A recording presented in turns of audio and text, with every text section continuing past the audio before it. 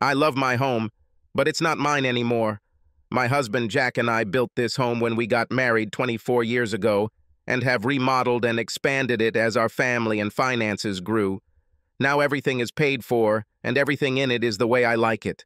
It's not a mansion, but it's a beautiful home. We have a pool and hot tub in the back of the house and overlook the lake with abundant bird life.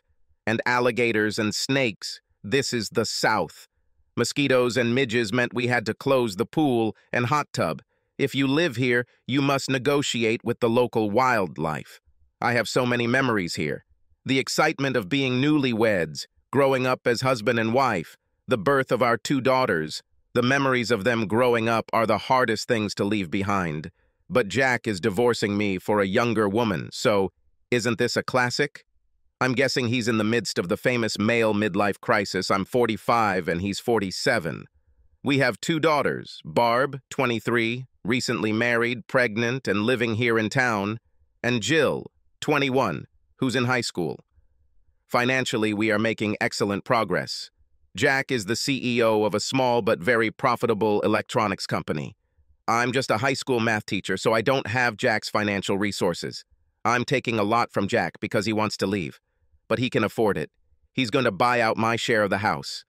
The house is valued at $427,000, so he will pay me $213,500 cash for my share when we sign the final divorce papers in a few weeks.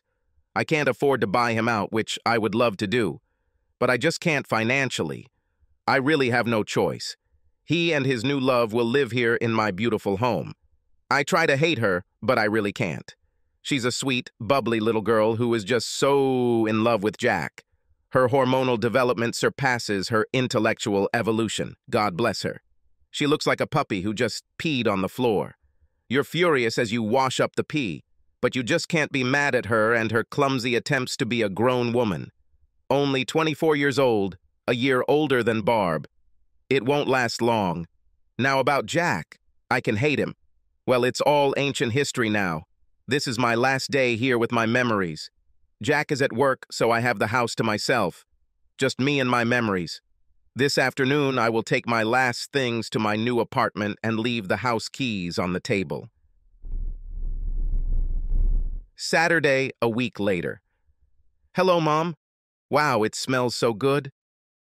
Barb stopped by my new apartment for coffee while I was just taking her favorite apple pies out of the oven.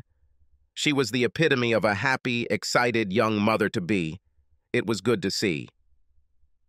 We each grabbed a cup of coffee and sat down at my cramped little dining table.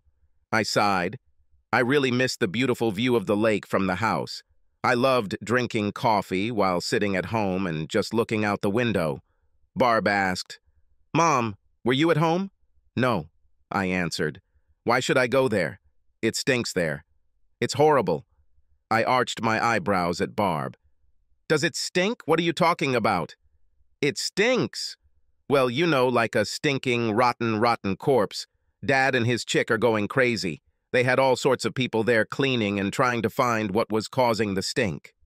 Neither of my daughters adjusted well to divorce. They were furious with Jack and despised his fiancée. They both called her bimbo to her face and refused to call her by her real name. Neither girl planned to attend the wedding. Barb, honey, you and Jill are going to have to come to terms with this divorce and Jack's remarriage. It will make your life more enjoyable." "Never.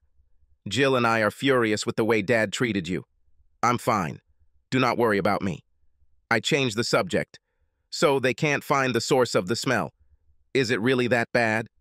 "Yes, it's really disgusting. They moved into a motel and the bimbo is looking at other houses. He says he will never live there." Well, we moved on to other, more pleasant topics. Final documents. The following Monday afternoon, Jack, I, and our attorneys met to sign the divorce papers and make the final financial transfers. We said goodbye after the sad events that ended our 24-year marriage. Walking towards the door, I said to Jack, "Barb says something died in the walls of the house or something and the smell is terrible." Jack blushed and exploded. "You can't imagine it. We had to move to a motel. My fiancée is currently looking for new houses. She says that she will never live there. Never. The damn real estate agent says we can't even put the house on the market that stinks like that.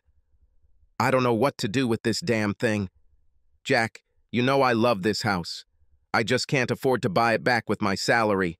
Perhaps I could offer you $100,000 from our agreement for this. I know that's not even reasonable for a $427,000 house, but it's all I can afford. Jack stopped, dead in his tracks. Really? Do you know this place stinks to high heaven?